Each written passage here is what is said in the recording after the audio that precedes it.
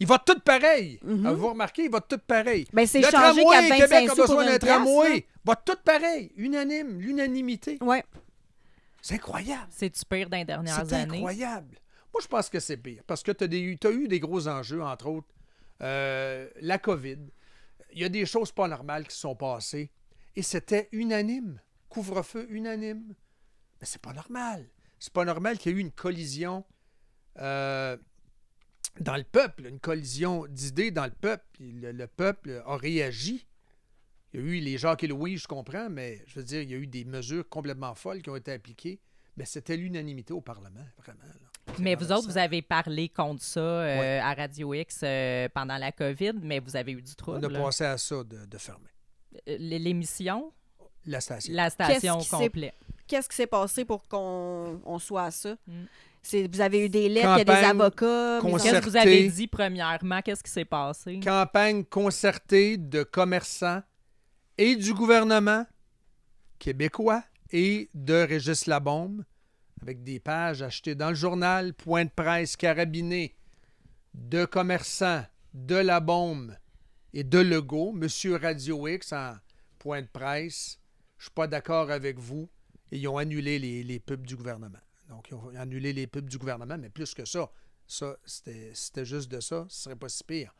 Mais c'est une campagne de boycott des clients de Radio X pour arrêter parce qu'ils contestent les mesures sanitaires, sacrément. Of course. Nous autres, on questionnait la gestion de la pandémie, mais tout en rappelant qu'une station de radio est gérée par le fédéral.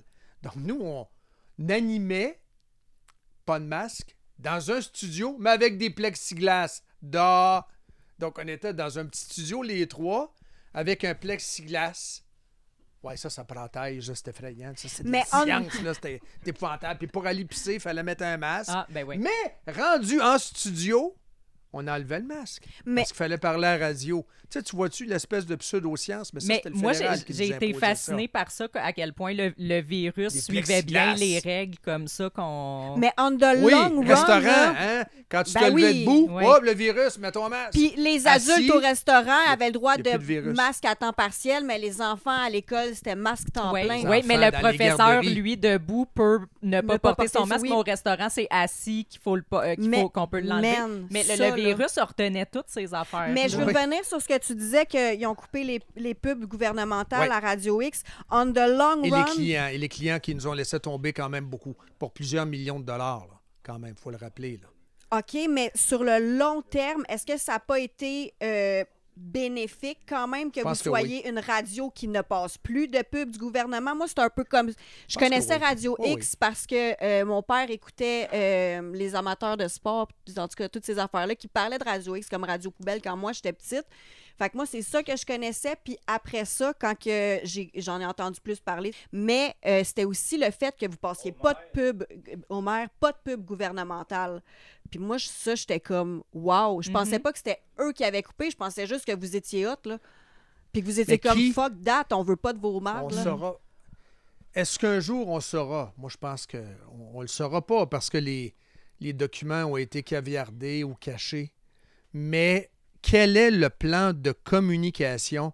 Et tout concorde pour les gens qui ont suivi un peu les enquêtes COVID en Europe et les enquêtes COVID aux États-Unis, parce qu'il y en a eu par État. Entre autres, dans l'État de New York, entre autres, ils ont interrogé Cuomo il y a à peu près un mois de ça. Ça a brassé quand même. Mais sinon, mais les documents de McKinsey, est-ce qu'on les saura? Qui a écrit dans la stratégie de contrôler entièrement le narratif? On le sait avec Big Tech.